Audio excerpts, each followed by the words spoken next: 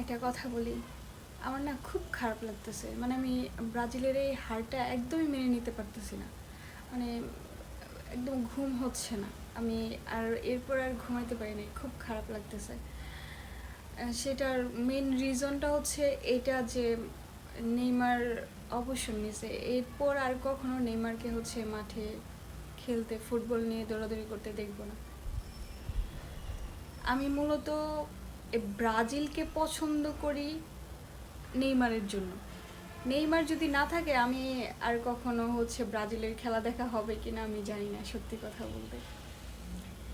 আর এই 5টা কাপ এই সেই এইগুলো কোনো ফ্যাক্ট না, ফ্যাক্ট হচ্ছে নেইমার। আমি 2014 সাল থেকে হচ্ছে খেলা দেখি। অনেকেই বলে যে মেয়ে মানুষের ফুটবল খেলা নিয়ে এত লাফালাফি, কি এর এত এই মেয়ে মানুষ ফুটবলের খেলার কি বুঝে। আমার ফুটবল খেলা হচ্ছে নেইমারের জন্য, ফুটবল খেলাটা হচ্ছে আমার পছন্দ, ঠিক আছে? ওর খেলা আমার পছন্দ। তো আমি না একদম মেনে নিতে পারতেছি না। আমি, বিশ্বাস করেন, লাস্টবার যখন জাপানের সাথে ওরা মানে ব্রাজিল জিতলো, তখন আমি অনেক বেশি আশাবাদী হয়ে গেছিলাম যে এবার হয়তো বা ভালো কিছু দেখব। কিন্তু একদম হতাশ হয়ে গেছি, বিশ্বাস করেন। আর এই যে আর আমি মনে করি, আমার মনে হয় ব্রাজিল মানে হচ্ছে বাদ পড়াতে আর্জেন্টিনা ফ্যানদেরও ভালো লাগছে না, ওদেরও খারাপ লাগতেছে, আমি যতটুকু জানি, যতটুকু বুঝছিলাম। কারণ এটা হচ্ছে কি, ব্রাজিলের বিপক্ষে যত দলই থাকুক, আর্জেন্টিনার বিপক্ষে যত দলই থাকুক, তারপরও ব্রাজিল আর আর্জেন্টিনার ভিতরে একটা মজা আছে, একটা মজা আছে। এই যে এক দল আরেক দলকে খোঁচা দেওয়া, এটার ভিতরে একটা মজা আছে। এই যে এই খেলাটা দেখেন, এই খোঁচাগুলো না থাকলে কিন্তু এই খেলাগুলো এত বেশি উপভোগ করতেন না আপনারা।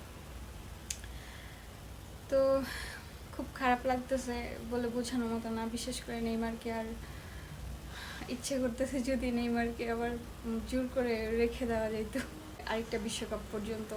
অনেক আর্জেন্টিনা ফ্যানরা খুশি হয়েছে, বাট আমার মনে হয় যে 100 ভাগের থেকে প্রায় 90 ভাগ আর্জেন্টিনা ফ্যানই হচ্ছে আর নেইমারের জন্য মন খারাপ হইতেছে, খারাপ লাগতেছে।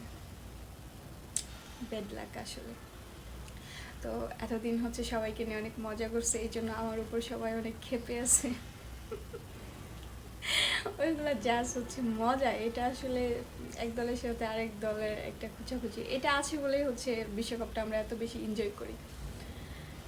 হ্যাঁ, খুব খারাপ লাগতেছে, বলে বোঝানোর মতো না। বিশেষ করে ম্যাচ শেষে নেইমারের কান্নাটা আমার চোখে ভাসতেছে। আমি তো কান্না করতে করতে চোখ ফুলাই ফেলছি, আমার মানে আমি মানতে পারতেছি না। ব্যাড লাক, কিছু করার নেই। আর হয়তো বা